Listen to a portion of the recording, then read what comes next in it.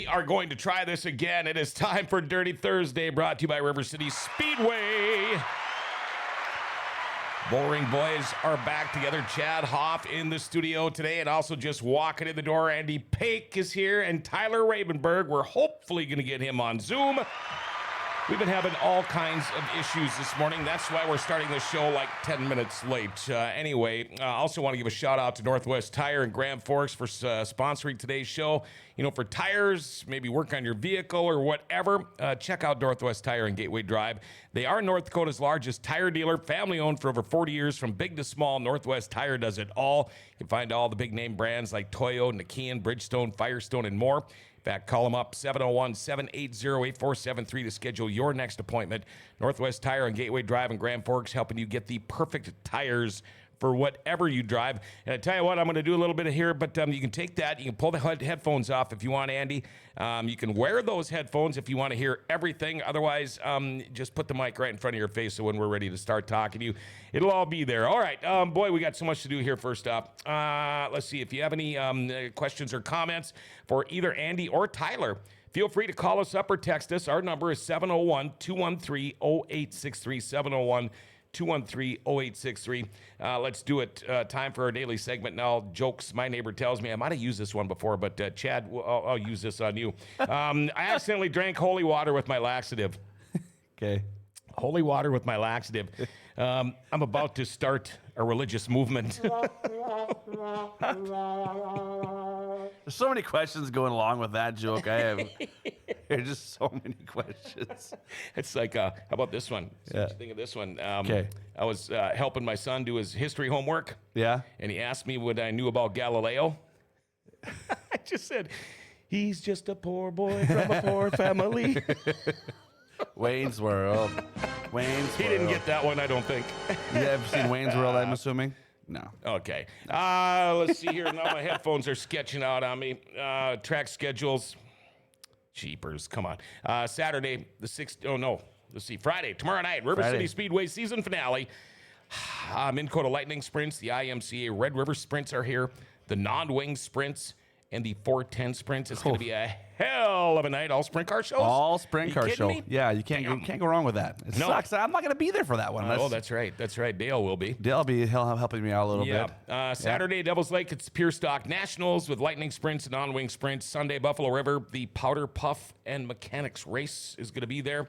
Also, I wanted to mention Saturday, 16th, National Cheer and Dance Day. I'm doing a favor for somebody here.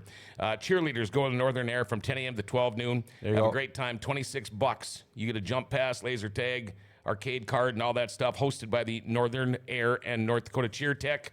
So there you go, all your cheerleaders, a chance for you to have some fun. All right, we got the schedules done. One thing I do want to talk about, NOSA points. It sounds like it's probably a wrap. We're still running for River City Speedway points. I'd say Hastings has points locked up pretty solid. He does. He's just got to show up. Yeah, he's got to start the A main. I think he'd be fine. Yep. Jade Hastings will be crowned your champion. Mark Dobmeyer second. Brendan Mullen rounding out your top three, followed by Nick Umdahl, Blake Eglin, Zach Umdahl sixth, Croker seventh, Adam Sobolik for a rookie eighth. Not bad at all. Impressive. Tommy Eglin ninth, and Jordan Graham wrapping up your top 10. Did I miss anything? I know, sir. I think you're on a roll. We're just trying to catch up. Yeah, we're trying to catch up.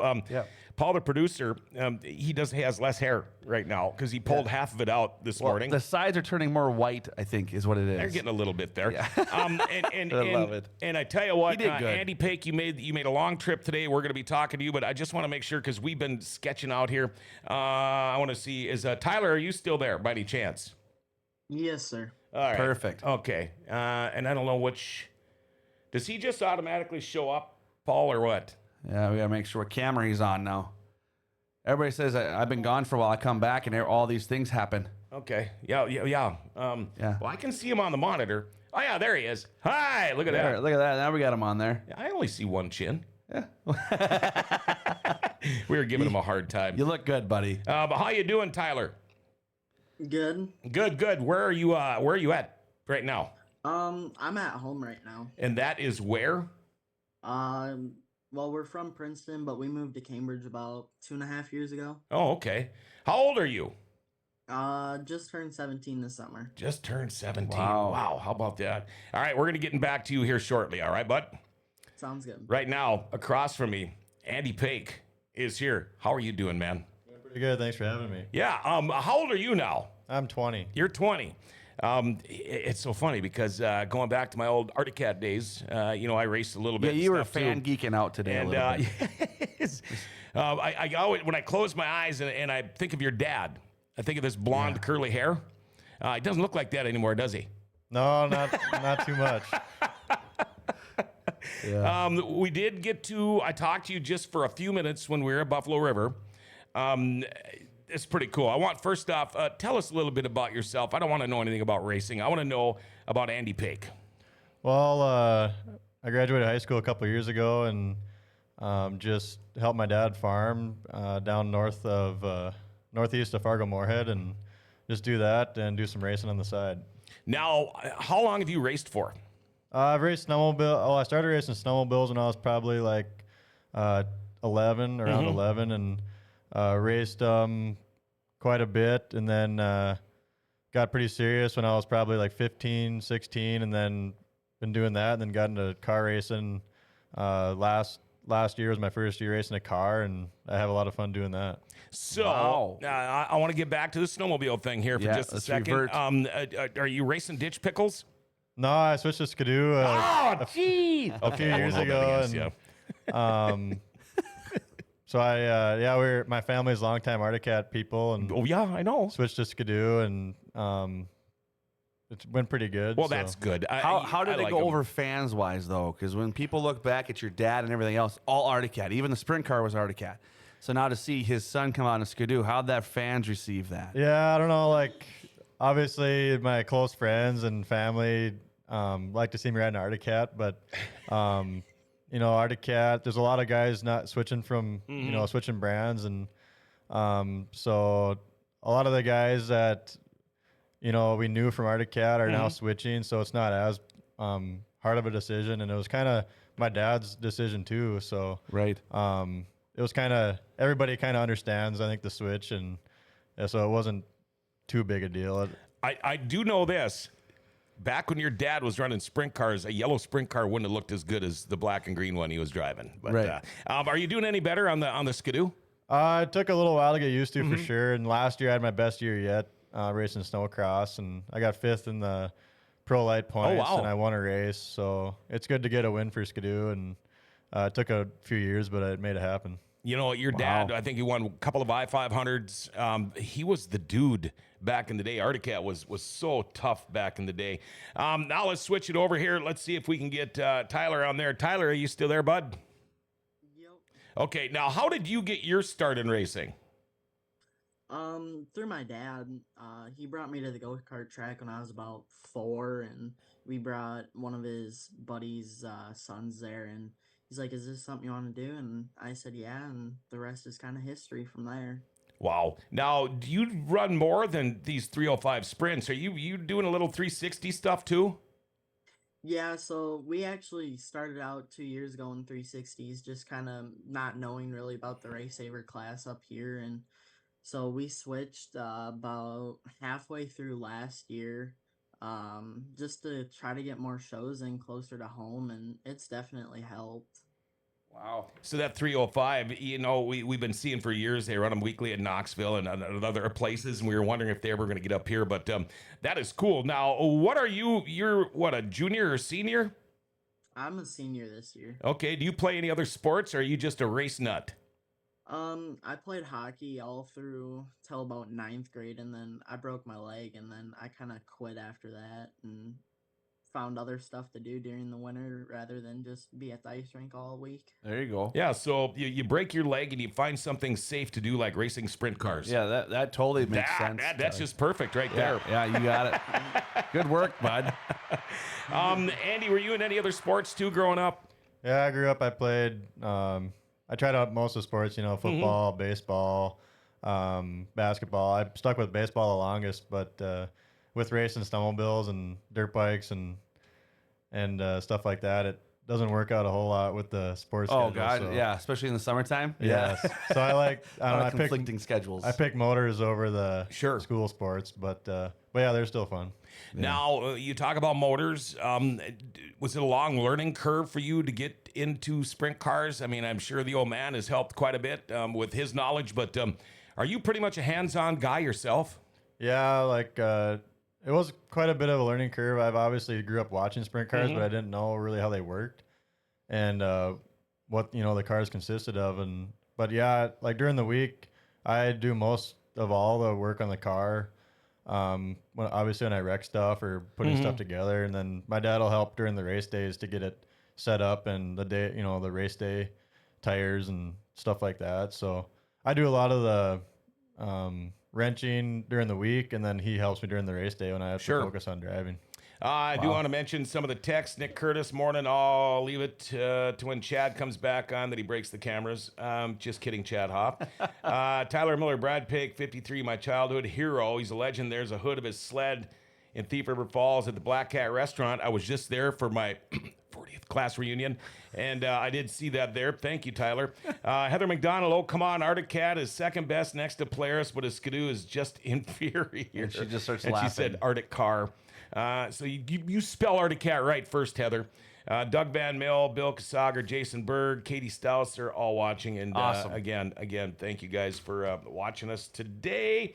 Now, I'm going to get back here, and I want to ask Tyler, because I'll be asking you guys pretty much the same questions. But, okay, you guys, hopefully both going to be here tomorrow night. Now, Tyler, are there more races after this weekend for you on your schedule? So we have, I think it's 3 more races after this weekend, and then we're done for this year. And then we're not really sure as far as our plans for next year yet are. So we might try to make it down to Florida and go to East Bay and kind of work our way back, but we're not really sure yet. Now, with you in the Wow. 360s, are you doing do you do the Knoxville thing or any of that? So that was our plan this year, and then we started running the 305, and we were running really good with that, so we kind of wanted to concentrate on that the rest of the year, and it's been going really good. But we came out pretty good at the beginning of the year with the 305, and we've just kind of been on the struggle bus the rest of the year. So yeah. Now, have you ran Knoxville before? Only so a few years ago they quit doing it now. We ran what was called the fair race down there. So Okay. they made a little go-kart track down on the front stretch and stuff, and we went and ran that for 3 or 4 years, I want to say. And we won 1 year, and we've always been in the top 3 every time we went, but we haven't gotten there yet with the big car. Now, is it a little intimidating when you look at a track compared to Knoxville, compared to what you guys are running up here? Oh, definitely. I think going to Huset's has definitely helped a lot as far as going to like new tracks and stuff. Cause like you pull down to Huset's and everything's kind of like down in a bowl. It seems Sure. like, and so small, and all you have stopping you is the concrete walls, and you're close racing all the time. I mean, you never really get spread out. Now, is racing been in your family for a long time? Or is this just something you and your dad figured, let's try this. We'll do some good father and son bonding and go spend a buttload of money and have fun? So my dad started racing when he was in high school, and then it's just kind of carried on from there. But we don't have like a long generation of racing. It was just him, and now it's kind of been passed down to me. Was your dad any good? I like to call him a heat race hero because he won a lot of heat races, but not a lot of features. Oh boy, I can't wait till we start talking about rivalries. Yeah. Wow, that's a good one. Okay, now with Andy here, we all know that your dad, was a pretty good driver. He won, let's see here, 27 NOSA wins. He was River Cities Speedway champ 1 year, but you're coming along pretty good. Is it hard? Do people compare you to your dad? And I'm sure you've thought about this. How long is it going to take you before you overcome him with his wins? In a sprint car, obviously I think he's got me beat by a long shot with For now. for skill and stuff. But snowmobile racing, they don't really compare me a whole lot just because like he raced a lot of cross country. Sure, and sure. I'm racing the snowcross thing, but definitely definitely try to be, just as good as he was, and try to just follow in his footsteps of winning races. So, Right. I don't know. Hopefully, I can get up there closer in his win stats of a sprint car, but I guess we'll see how it goes. Now, has the old man, has he hot lapped your car?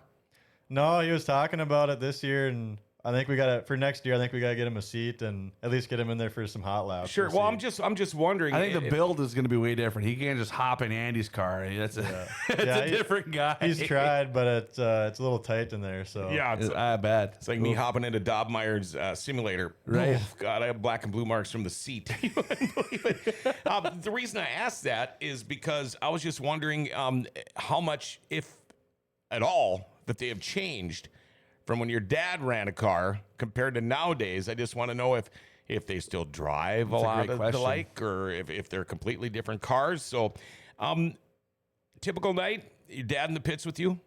yeah, Okay. he makes it to every race to help. Okay, and then do you have to listen to him?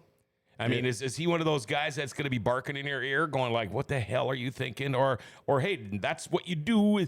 What's he like? Because I mean, he's a mentor and a coach, obviously, and the guy knows what he's talking about. But how is it when you go back in after a heat race or even a feature? Yeah, it's definitely with any type of racing I do. He's already been there, done that. Mm-hmm. So I try to listen to him the most I can, and sometimes I think I have a different way of thinking. Sure. For some Right. for some nights, but if I do something wrong, I definitely hear about it when I get back, and he's always got something to to make me better. Mm-hmm.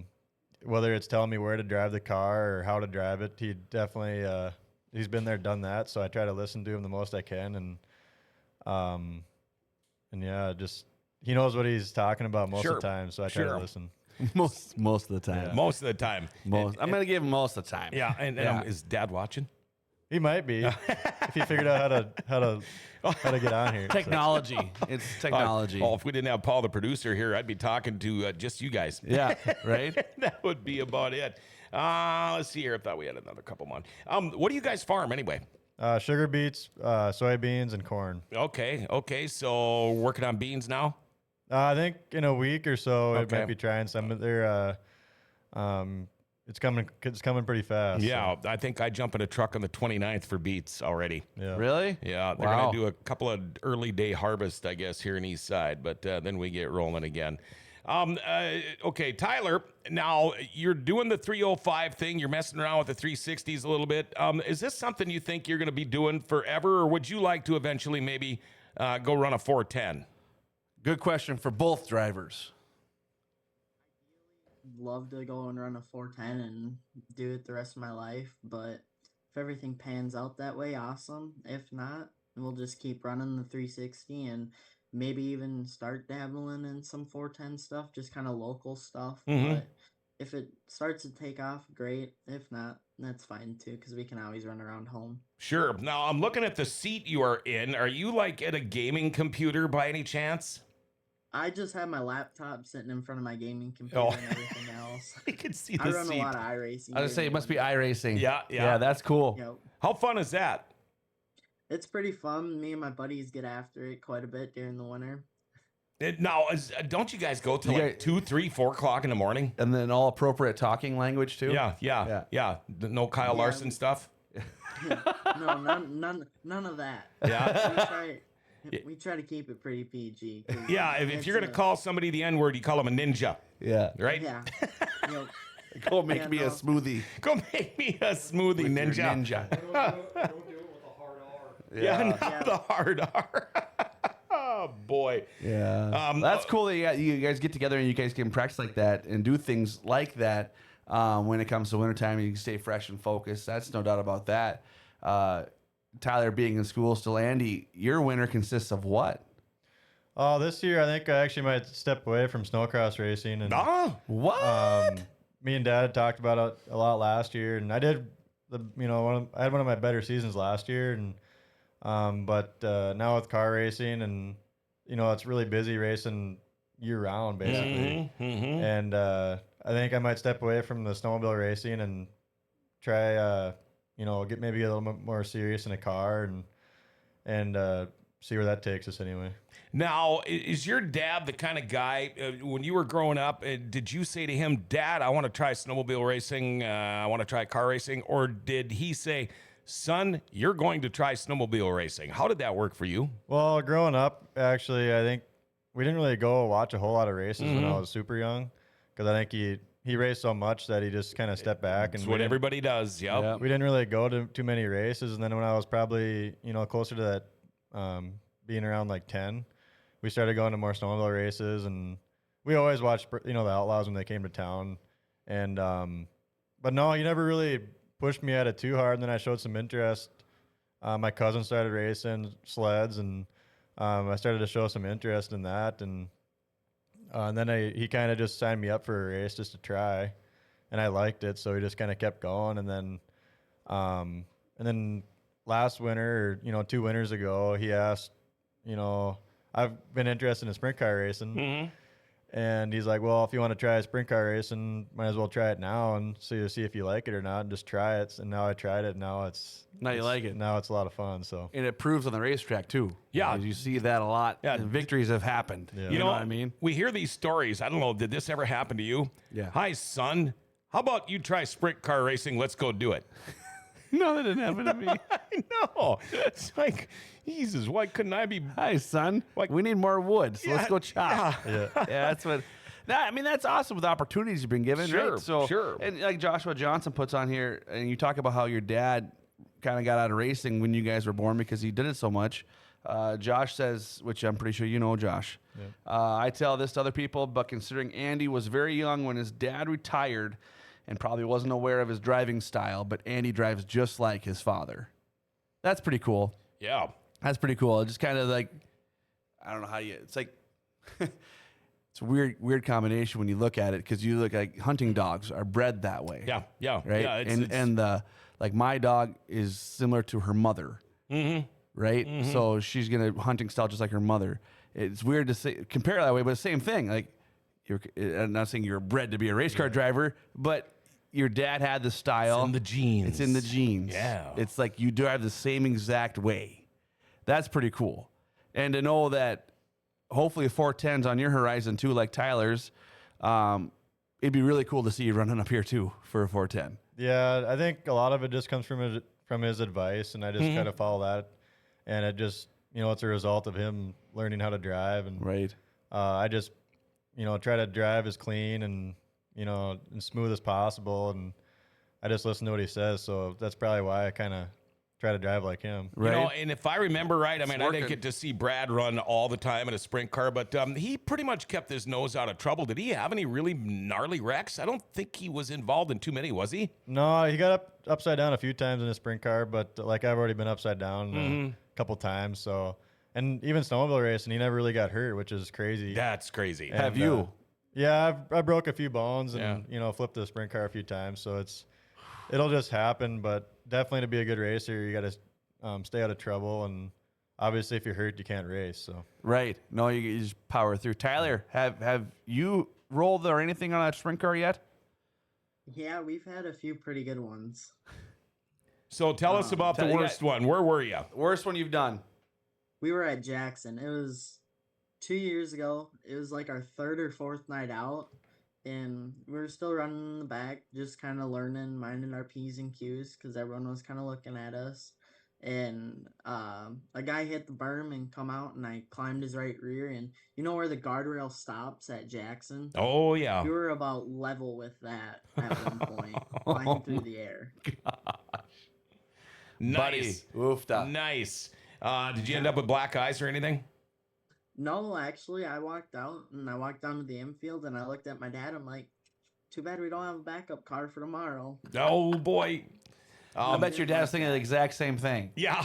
No, he was not. He wanted to get loaded up and get home. Let's get the hell out of here. I remember a story when you look at these kids who drive sprint car drivers and stuff, and Jack Croker comes to mind, and he rolled the car the front straightaway the night before his wedding. And I picked him up in the front straightaway, and he's like, Chad, did you see how fast I was going? I was like, yeah, Jack, I did. I saw how fast you were going. Man, I was going real fast. And so we drive down by the exit of corner 1, driving around the backside of corner 2, and his dad, Craig, sitting there, and you can see just how mad Craig was. And Jack looks at him and goes, Dad, I was fast. Yeah. Just drove away. I'm like, oh my God, I don't want to get in the middle of a fight right here. Is it Dan? Is it Gripe? Dan? Yep. Yeah. A couple of studs on today. Well, thank you, Dan. Oh, you're not talking about the drivers. us. Oh, okay. Sorry, get it. I am a little bit overweight. I apologize. Dan does say Andy's a ton of fun to race with. Dude said it right. He's a clean racer. By far. We're going to take just a short little break here, but Andy Pake, driver of the 64, Tyler Rabenberg, the driver of the number 18, the IMCA Red River Sprint Series. They are going to be here tomorrow night, an all sprint car show tomorrow night for our season finale. I can't wait. Everything's so fast. Life doesn't ever seem to slow down. Oil changes, blah, same thing. Who wants to go sit and wait 3-4 hours for an oil change? I go to Valvoline Instant Oil Change. I'm usually in and out of there in about probably 20 minutes. When they change my oil, they also top off my fluids. They check my tires and my battery, the lights, the wipers, cabin air filter. You get discounts for fleets in the military. They can text and email invoices and coupons. Cool thing with Valvoline Instant Oil Change, you go in there for that oil change, you said Grand Forks Best Source sent me. I heard it there. They'll knock $10 off your oil change. Pretty cool. Open Monday through Saturday, no appointment needed. Pickup and delivery available in Grand Forks too. Valvoline Instant Oil Change for a complete oil change and more. 3325 South 38th Street. You can call them 701-780-8462. Make sure you tell them GFBS sent you. All right, back Nice. Randy and Tyler, and of course myself and Chad Hoff here in the studio. Namaste. Yeah, Andy, at first you weren't sure if you were going to be able to make it. Threw you off. If you're going to make it here today, I'm glad you did. But tell us a little bit about. You live in Felton, is that right? Well, I know that's your address, but are you actually in town or out on the farm, or how's that work? No, our farm's a little west of Felton. Basically day to day, I'm out there helping on the farm and work on my car at nighttime. And Sure. Now, Felton, does that have its own school? Well, no, it's included in Dilworth, Glendon, Felton. Dilworth, Glendon, Felton. And I went to the schools in Glendon, so. Okay. So how far is Felton from like Buffalo River Speedway? Felton, the town, is only 20 minutes from the speedway. Oh, that's perfect. From Buffalo River Speedway. So it's 25 minutes from my house. Oh, to that's go to nice. Glendon. That is nice. It's easy to drive home. Yeah. Yeah. Yeah. Driving there is always exciting. Oh, I know. Yeah. You know. It's the drive home. It's Yeah. drive home. It's like, oh. Eric Ostgarden, how many shows does Andy got left with him being so close in national points? How are you running in national points? I knew you were up there. I think I'm third right now. And I think we're going to just go to Grand Forks tomorrow and thinking about a couple other shows, but we'll just see how it goes. If my car still works after tomorrow night, Sure. we'll maybe think of going to a couple more. And what kind of chassis do you run? I'm running a Maxim right now. Sure. Okay. And how about you, Tyler? What are you running? We run J&J's. J&J's. Have you always ran that? We started off in Maxims, and then after we wrecked at Jackson, we switched everything over to J&J. Okay. Now, with the 305s, you guys, are you mostly running used chassis? Do you go order a brand new one, or how does that work? All of our stuff right now is old, but Mhm. we're thinking about ordering a new one at the end of this year. Okay. Okay. Okay. And Andy, what do you got? Is it New Maxim. new? Yeah. When we got into car racing, we just wanted to get new just to make sure we knew where it came from and Yeah. wasn't bent or something. Yeah, totally agree with that too. Both things. You know, obviously Tyler, I agree with that. Now you're into it a little bit. You'll hopefully order a new one and get it to new to you and be able to have it, your way. Sure. And then starting out fresh, it's both stories are good. yeah, well, you see a lot with the wingless sprints. They're buying somebody else's chassis. They can. Right. You don't have to have all the top of the line brand new stuff to be able to win, and that's that's what I'm getting at, especially when you're new into the game. Right. Andy, you look at Andy's doing a great job this year. We've seen a lot in victory lanes. He was there when he was in victory lane when we were in Buffalo River. Tyler was not there yet. We found out his first race a couple weeks ago.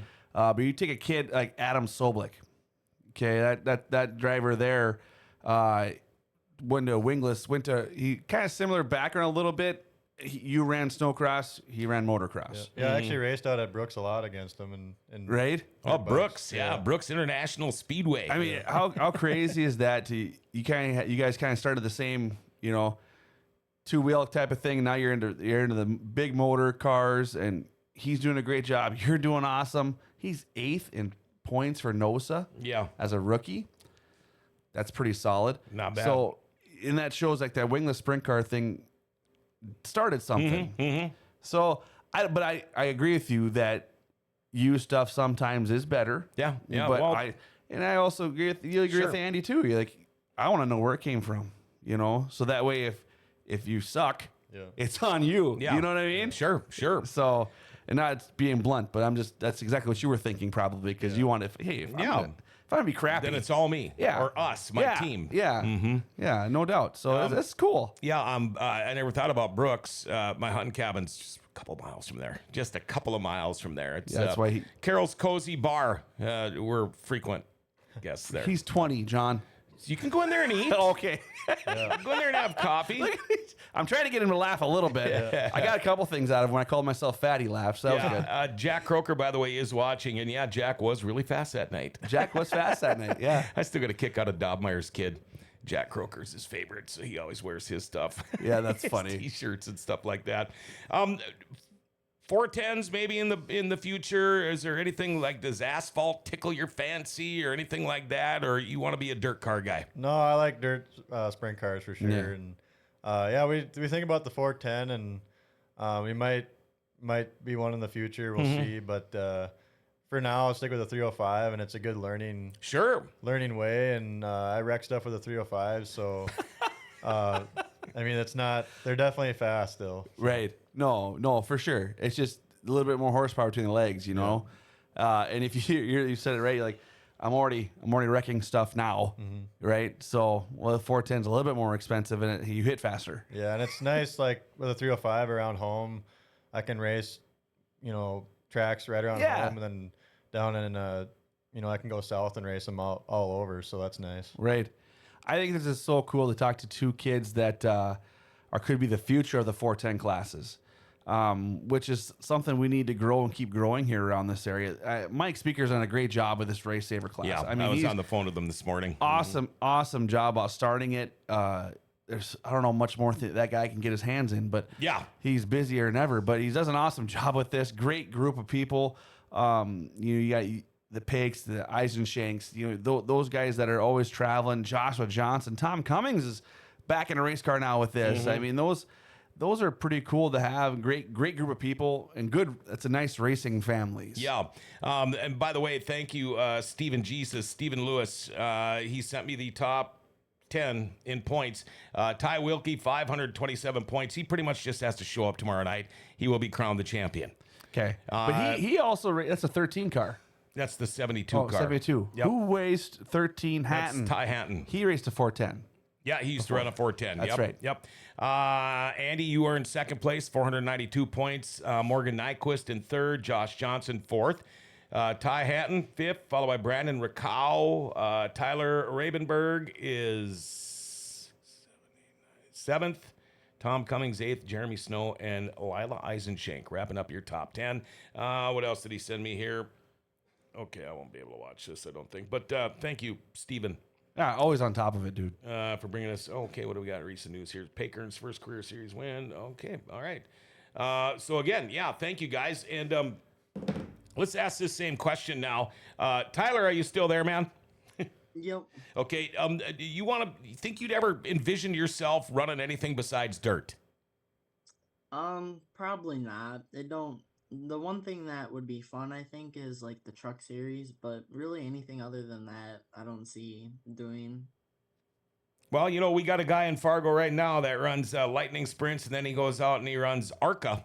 And he's ran Daytona and all these other big tracks. Do you think you could ever see yourself doing something like that, maybe? I don't know. Probably not. I'm just not a big asphalt person, I guess. Sure. What about World of Outlaws? Could you envision yourself being a full-time outlaw guy? I most definitely could. I think it'd be a lot of fun to go and run it for a year and dabble with it. takes a lot of money to go do. Oh, That- it takes a that's lot a big commitment. of money. Yeah, That's a big I've heard commitment. everywhere from like $1 million just to start for a year. Yeah. Ooh, That's a lot of money. let me just write you a check. Real That's quick. like farmer money right there. You gotta sell a lot of beets to get some of that. Yeah. And, Yeah. and how many acres do you guys farm? Because, and the reason I ask you this, Andy, is because back in the day, a lot of guys were farming racing. That's so tough. Yeah. And the racing is starting to go up here. But you got to remember, the racing one day will be back down here. The farming is still here. Yeah. Your life for now. Your hobby. Your life in the future. Well, it's more than that for some people, Well, but that's you know true. what I mean. Would something like that ever cross your mind? I mean, right now, I tell you what, if I was born into a farm family, I would damn stay in the farm family because I love that job. I loved it when I Yeah. did it. But is that something you think you would ever decide to do? Well, like when I was in high school, my parents, they were open to me doing whatever I wanted, and I always liked farming, so I just stuck Yeah. around. And obviously, it's great. I can do, I can race a sprint car and work at home during Sure. the day and go race a sprint car at night, and that's kind of what I want to do. And I enjoy racing, and farming, about the same. Right, So it's right. I have a lot of fun, and that's kind of why we're gonna step back from snowmobile racing for now, just because farming and racing, it just takes up a lot of time, Yeah. and Yeah. it'll be nice to have a little bit of a break to kind of, fix what I broke during the summer, and have some time to, not on the road all winter. So, but if I get a chance to race some more during the summer, I can, I can fit it in and Right. go racing. Right. And no matter Yeah, what people that's- say, 20-year-olds, 18-year-olds, 19-year-olds, you get burned out. You do get burned out. Do you have any brothers or sisters? I have two older sisters. Yeah. Okay. So they're probably not doing a whole lot of farm stuff. No. No. Now your He dad. says that right away. Yeah, no. Your dad has probably been interviewed a billion times in his career. When I ran into you guys, I know, granted, all of a sudden, I come barging into Buffalo River. Hey, I'm John Robertson, blah, blah, blah. And I remember you and blah, blah, blah. Would you ever do this? And your dad kind of went, ooh, I don't know. But does he tell you like how to conduct these interviews? Has he given you any hints or anything like that? Because when I ran into your dad and you at Buffalo River, he was quiet. He was very quiet. Is he usually like that quiet? Yeah, no, he doesn't really. I think he trusts me, to say, he trusts what I say, and yeah, I think he's a pretty quiet guy. I'm really quiet. I'm not a social person around the racetrack. I stick to our trailer, and don't really talk a whole lot. And I think I'm somewhat like him that way, where we're not the most social butterflies, but obviously we'll. The more you keep winning, the more unsocial or Yeah. the more social you will have to get. And Snowcross helped with that because they're Right. they're on the TV, and you got to do interviews that way. But I'm still not the greatest at them. Sure. Do you think, and I just had this question pop up because you said you're going to step away from snowcross this year, but you've been doing it so long. You're going to get in the middle of the winter and be like, let's go do this one. Yeah, I kind of thought about it, and I've thought about getting a cross country sled, but I think if I get bored like that, I've got trail sleds at home, and I like going out west to ride a lot. So, with racing, I can only sneak out there maybe once a year out west. So now I think if I get the itch to ride, I'll just go ride out in the mountains. and Yeah. Go to do that. Montana is where you go. Did you hear anything about Tucker Hibbert coming out of retirement? I thought I saw something about him possibly coming out of retirement, and I thought, that can't be right. No, I don't think so. Yeah, he's awfully, I don't know. He's been out for a long time. Yeah. Tyler, what about you? What do you do all winter long? I mainly ice fish quite a bit. And, Oh. Oh, there's a relaxing Usually- gig. yeah, Yeah, it's that would- very relaxing. And then we usually go to Florida for a few weeks every year. Okay. Yeah. I mean, that makes sense in your plans to go down there. And you go down to Florida to race, right? Or do you go down there just to relax? We've been going down there just to relax. We usually plan it over speed weeks while the Outlaws are down there. Sure. So we usually go down there and then go to the dirt track at night. And so I think we're gonna try to take the car down this year, but we're not 100% sure on that yet. Right. Okay, what is this X Bless? It's a person on Rumble. Oh, okay. Somebody's on Rumble. X-Bless. Ever heard of Bedford, Pennsylvania track? You guys ever heard of that? I've heard of it. Heard of it. Yeah. Yeah. Okay. Tyler, you know? No. Okay. I wonder why. Andy's already shaking his head no. No. Said they used to go there all the time. Oh, okay. You used to go there all the time. Anytime you can go to a new dirt track, man. I tell you what. Tyler always still got you on. I want you to say your best night in a race car. Can you explain it? Oh, ooh. I don't know, really. There's so many of them. I mean, there was one night in the it's called the Mighty Axe Nationals up at, it's Brainerd when we were racing micros. We won that, and we were the youngest driver ever to win that. Wow. And then I think winning at Huset's probably honestly tops that. Granted, it was just a weekly show, but It's still just the Huset's. atmosphere and everything there with it being broadcasted on TV and everything was pretty awesome. Now, what about a worst night? Can you name one? And hopefully it's just one. There's more than one. There's about 3 actually, but definitely the night at Jackson. That wasn't fun. Mm-hmm. That's when you rolled and caught major air. Oh, boy. Okay, Andy, I got to ask you the same thing. Best night at a track? The biggest race I've probably won was when the World Outlaws came to Fargo for this year, and they had the Denny Schatz Memorial, and honestly, that whole night I didn't really feel very fast, and I was kind of wondering how I was gonna do, and I got a good pill draw that helped a lot, and I just kind of stuck with it the whole race and got him on the last lap. It wasn't my greatest driving race, but it's definitely the biggest race I've won. So now, what was the crowd like that night? I'm sure it was pretty spectacular. Yeah, it was fun to race in front of a big crowd, and I think they were more revved up about the 305 race than the World Outlaws. But yeah, was it a better race? I mean, as far as watching a race, I think, just a nice close battle. The Outlaws had a really great race too, but you can't beat a last lap pass, and it was it's great to have fans realize what 305s are and get more publicity for the 305s. Sure. Well, on the night, I mean, the night was, there's so much enthusiasm over the night, and your emotions were running high for everybody.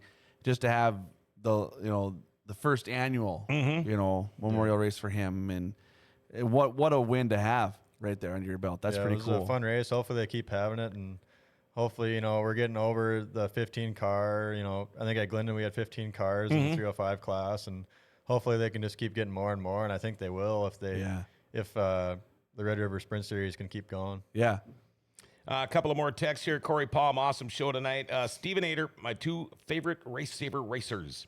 Eric Ostgarden, I know my son looks up to Andy and hopes to come in and ride his dirt bike sometime. Steven Ader Olson, the dirt bike track. Yeah. Dirt bike track. Oh, dirt bike track. Steven Ader Olson, I love taking pics of you guys. Again, you think he's talking about us?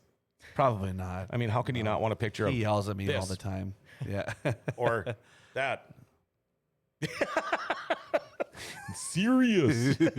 What? Not so serious. What? Okay. Worst night at the track. Probably the first time I ever drove one. We were in Rock Rapids, Iowa, and I wouldn't say it's the worst, but I flipped at like my 8th lap. Driving a sprint car.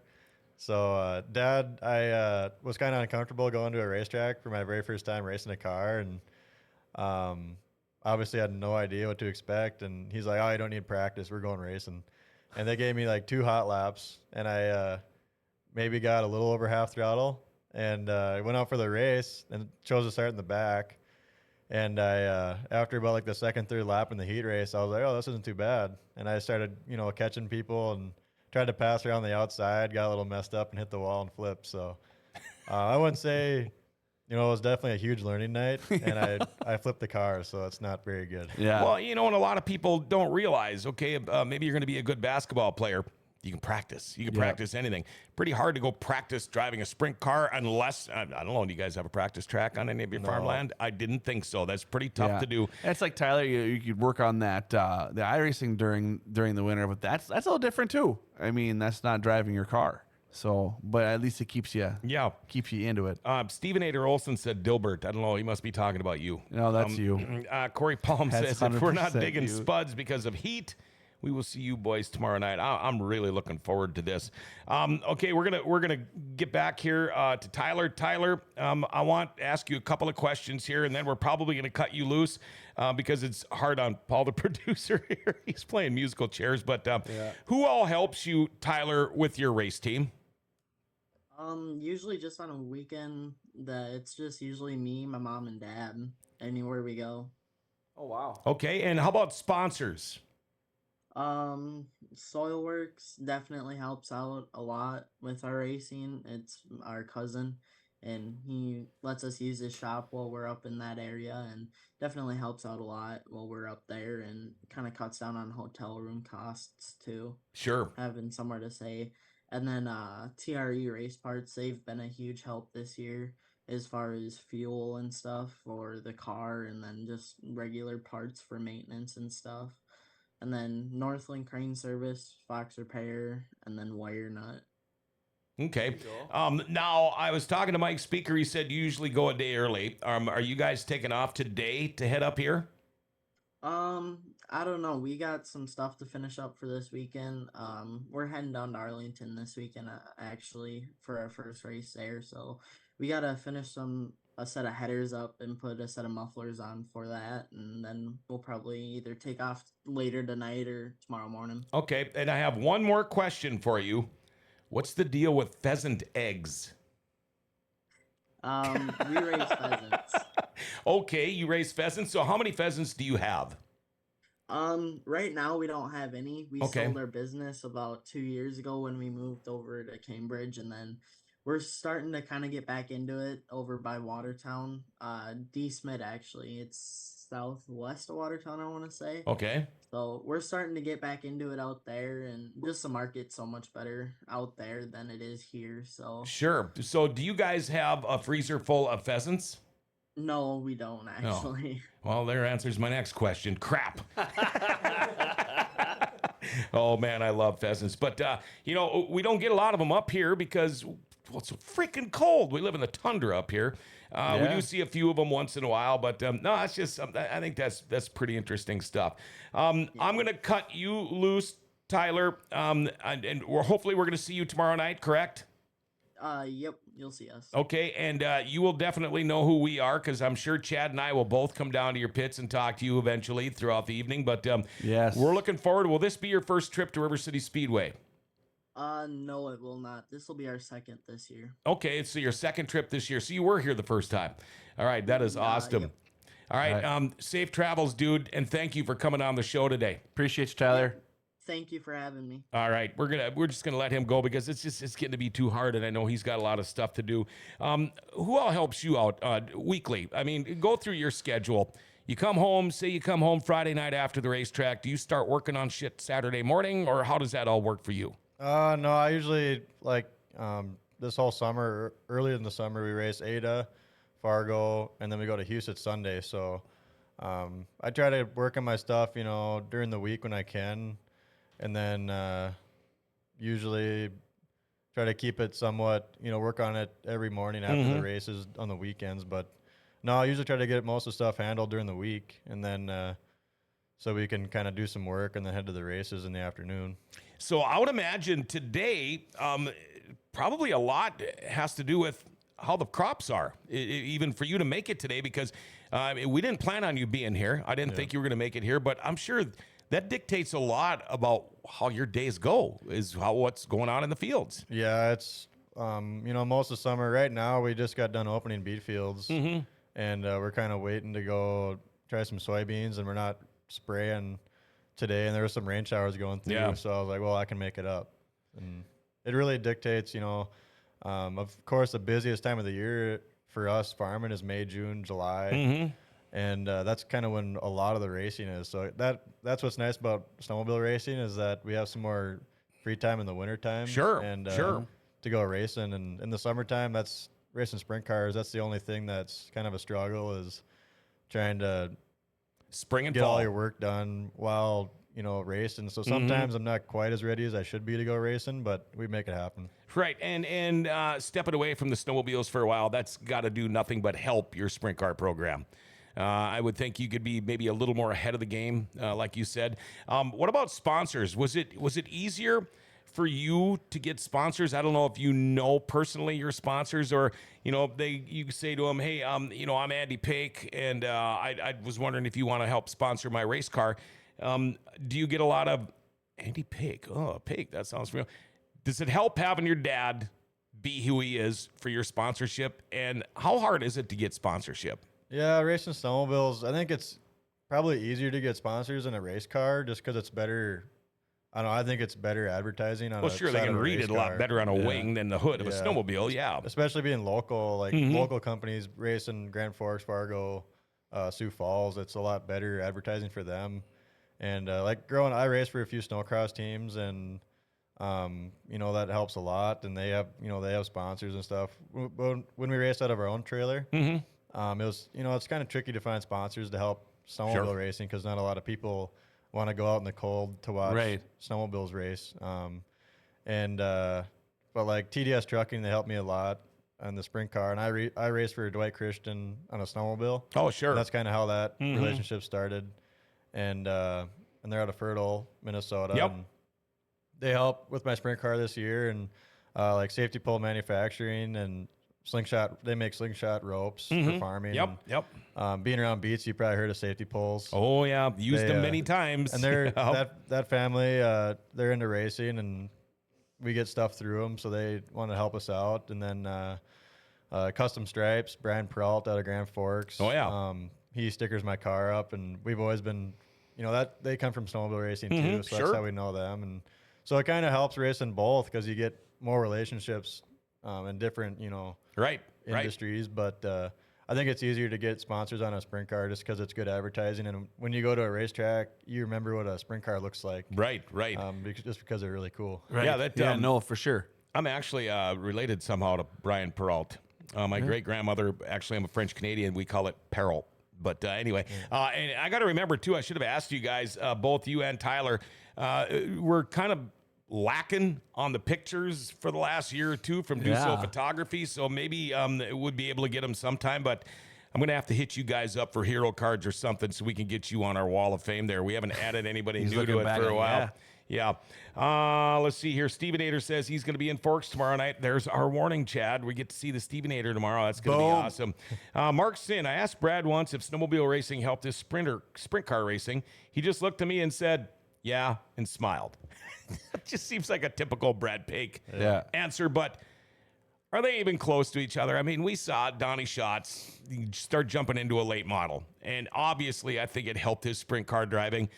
But can you even put the two in the same sentence together, snowmobile racing and sprint car driving? Well, I think, growing up racing dirt bikes too, I think, racing has its own mentality, and that's all the same, the mentality that goes into it. Obviously, you're not hitting jumps and, on a sprint car, but it definitely helps just with your mental focus. And I think what I learned in dirt bikes and snowcross helped me in a sprint car, and what I learned in a sprint car last year helped me in a snowmobile. So it's not. Oh, sure. It doesn't go like hand in hand, but there's things you can take away from both that help. Like Sheldon Hansfield, he raced a dirt bike, and like Adam Soblik, he raced a dirt bike. So it helps, racing different things and being like that. And I think racing snowcross helps with being in shape for a sprint car. You still got to be in shape to drive a sprint car. And we're talking about people say race drivers aren't athletes. Yeah. No. You can go out there and turn 20 laps. Yeah. Good luck. Say that to the guys that did 92 laps last Saturday night. Oh. I mean, that's where it blows my mind. So, yeah, you have to stay in shape for that stuff. Yeah. You're not going to get me in a car and go run 25 laps and say I'm going to be healthy when I get out. I mean, there's no way. When I'm in Victory Lane, I see you guys get out, you're spent. Yeah, that's racing at 305. I get, I don't get like spent from racing a sprint car, but it's a workout in a 305. And we only go average 20 laps. So I can't imagine having a 410 for, 30, 40 laps. Right. It's a big job. Wow. Everybody's Stevenator, you are still on the Wall of Fame. I'm looking at your picture right now. Right there yep, it is. There it is. Are you, Andy, the kind of guy, every driver is different. Chad and I are in the pits enough to know. Some guys, they act like they're nothing. It's just no big deal. They're walking around in cargo shorts and a t-shirt. Some guys have the serious look, the go-to, where it's game time look. You don't bother me. How are you in the pits before a race? Definitely get a little bit of nerves, and I try to be focused. I try not to do a whole bunch of messing around. I like me and Dad have to do all the work to the car, so I don't really have time. Sure. Like a lot of times, like at Glendon, we raced, like we were the second heat race and the first feature. Yeah. So we didn't really have time we were just kind of working on the car. So most of the time, sometimes I get a little bit of time to go watch the track and stuff, but most of the time where I'm busy, working on the car, getting it ready and getting my, getting tear-offs on, getting my ready to go racing. So I don't have a lot of time to mess around.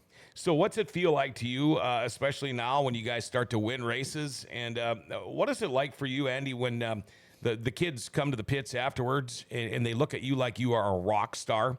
How cool is that? Because we all used to, and we've had this conversation a billion times, but we all used to be that kid. Were you that kid at one time? And how is that for you when these kids treat you and I mean, you hate to say it, but almost worship you. I mean, you're a rock star to these kids. It's kind of different because growing up, going to the snowmobile races and outlaw races, and I still look at the outlaws that way, too. Yeah. They're really cool guys, and it's definitely different having kids come up to you and want a card and autograph, and so I'm still kind of learning, getting used to that somewhat. But it's nice being able to race at home because kids that know you or family and friends can come watch. And when I race snowmobiles, I maybe have one race around here a year. So that's what's nice racing sprint cars. It's kind of somewhat local. Sure. And it's nice weather to go out and watch races on a Friday night. Yeah, you're gonna gather more of the gathering with in the summertime than you would in the winter.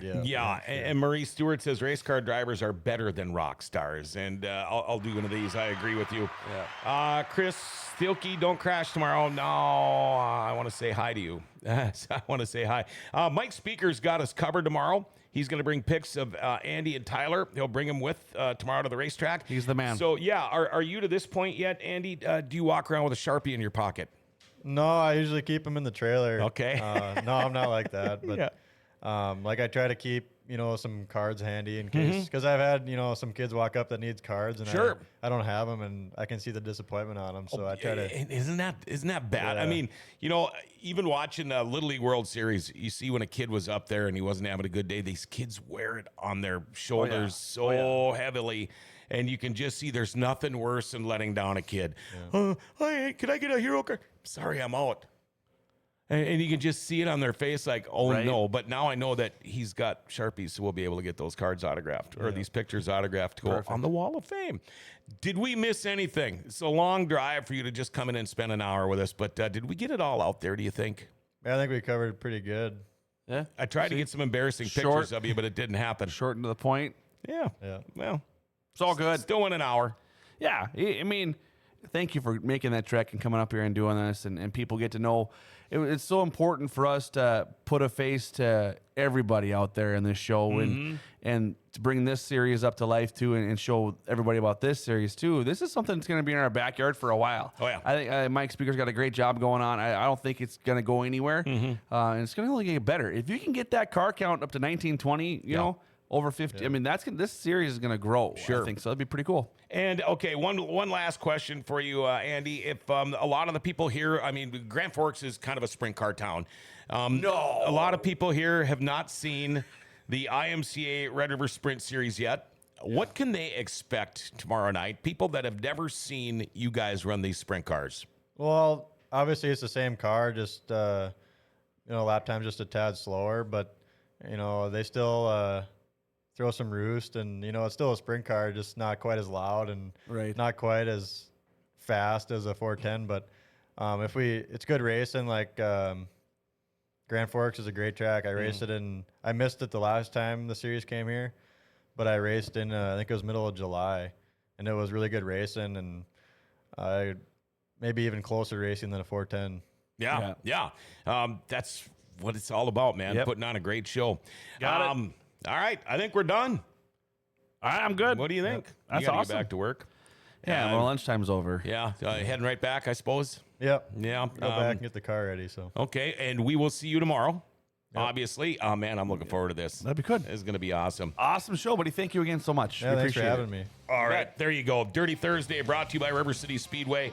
Hey, thank you very much. Andy Pake made the trip all the way from Felton, Minnesota. Tyler Rabenberg, he was zooming with us from way down south, and we will see these guys tomorrow night. Watch for the 64 and the 18. All sprint car night tomorrow night for the season finale at River Cities Speedway. ABT Bill Tyrell from River Sports Bar and Casino was just in here this morning, and you know what? They have been with us since the very, very first Dirty Thursday show, and he sticks with us still this day at River Sports Bar and Casino.